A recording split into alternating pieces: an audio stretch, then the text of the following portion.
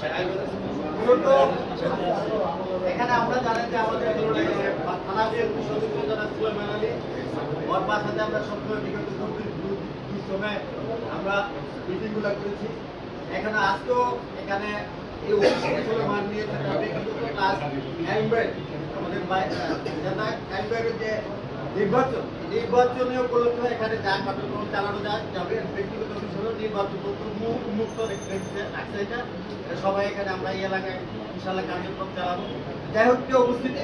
আজকে এই অফিস উদ্বোধনের জন্য আমাদের মাঝে উপস্থিত হয়েছেন আমাদের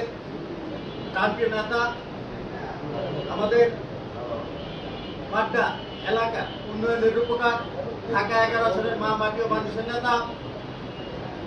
ঢাকা 11 আসনের বিএনপির মনোনীত প্রার্থী আমাদের ডক্টর এম এ কাইম ভাই উপস্থিত আছেন। আমাদের মাঝে উপস্থিত আছেন সাবেক 170 ফুট ছাত্র নেতা, ঢাকা মহানগর বিএনপি সাবেক সিনিয়র সভাপতি জনাব আমাদের এখানে নির্বাহী কমিটির অন্যতম সদস্য মুন্সি বদরুল বাজিদ আঞ্জু ভাই,